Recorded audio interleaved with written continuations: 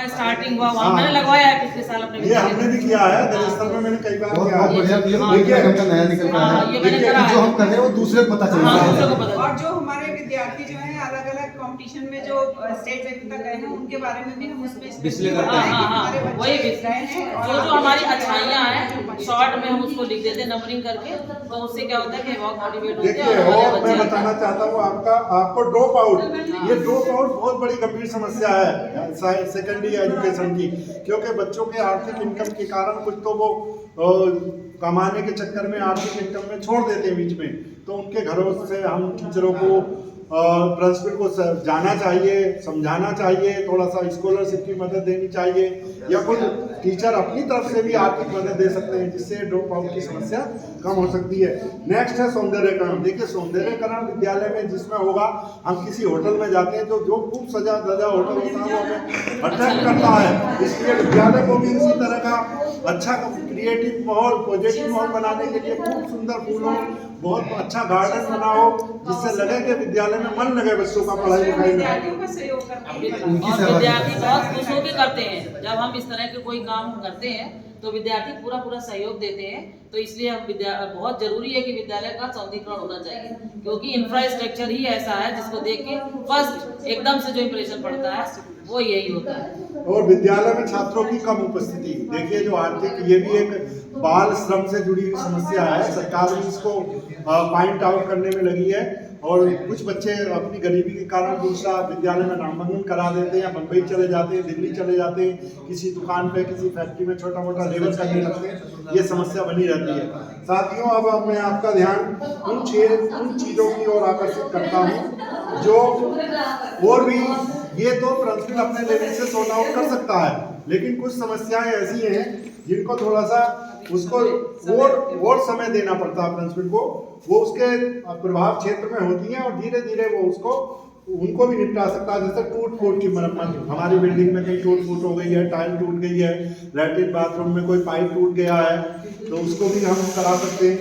और फिर है आपका विद्युत आपूर्ति, बिजली नहीं है तो जनरेटर व्यवस्था सभी कॉलेजों में है, इस समय जनरेटर चलवा सकते हैं। शौचालय की समस्या में सफाई बहुत महत्वपूर्ण होती है, क्योंकि हम उस तरह से प्राइवेट व्यवस्था के अनुसार ऐसी व्यवस्था करा सकते हैं कि अच्छी तरह उस विद्यालय में सफाई हो सके।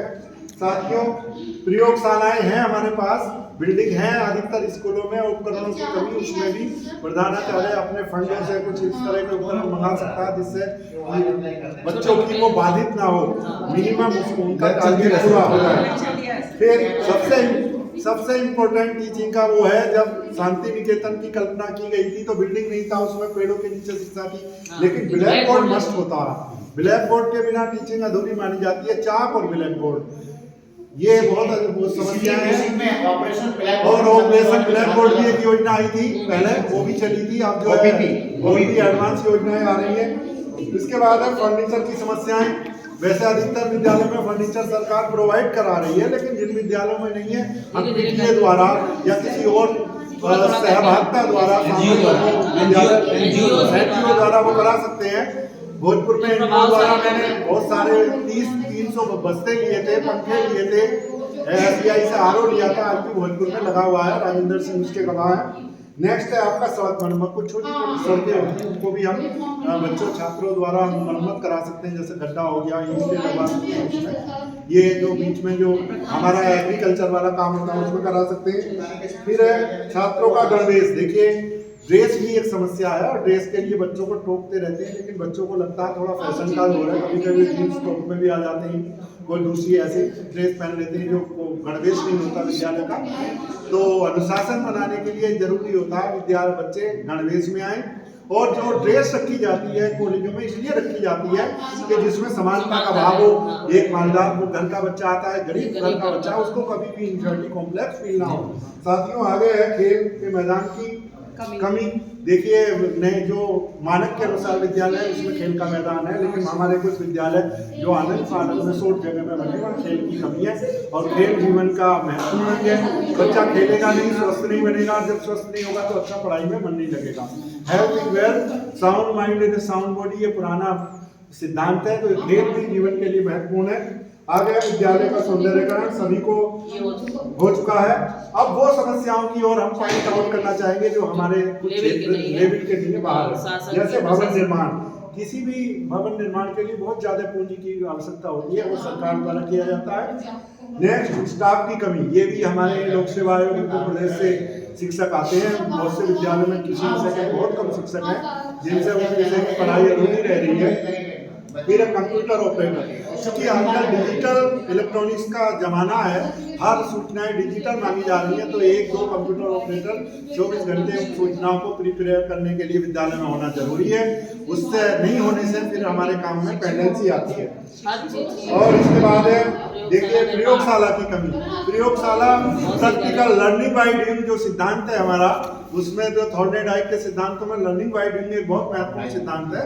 उसके अंतर्गत ये करके सीखो। प्रयोगशाला में जब तक हम करके नहीं सीखेंगे तब तक हमें कोई प्रैक्टिकल का ABCD नहीं आ पाएगा। और लास्ट में मैं पॉइंट आउट करना चाहता हूँ बाउंड्री वॉल की समस्या। बाउंड्री वॉल भी कुछ विद्यालयों में नहीं है, जो इसके बनवाने के लिए बहुत की आवश्यकता होती है, जो हमारे आउट ऑफ क्षेत्र की है। जैसे यही बुढ़नपुर में हम कर रहे हैं डायरेक्टर ट्रेनिंग, और ये अमरोहा क्षेत्र का बुढ़नपुर प्रसिद्ध जो है ट्रेनिंग कॉलेज है, लेकिन इसकी भी बाउंड्री अभी तक नहीं है। लंबा चौड़ा क्षेत्र है और इसकी बाउंड्री अभी तक कितने वर्ष हो गए, 50 वर्ष हो गए, ये नहीं हो पाई। मैं अपनी बात समाप्त करता हूँ, आप सभी का धन्यवाद देता हूँ। और मेरे साथ हैं संजीव कुमार जी, मंत्री प्रदेश जी, और हमारी चारों मैडम और विकास कुमार जी और राजेंद्र सिंह जी बैठे हुए हैं। मैं सभी का धन्यवाद देता हूँ। धन्यवाद।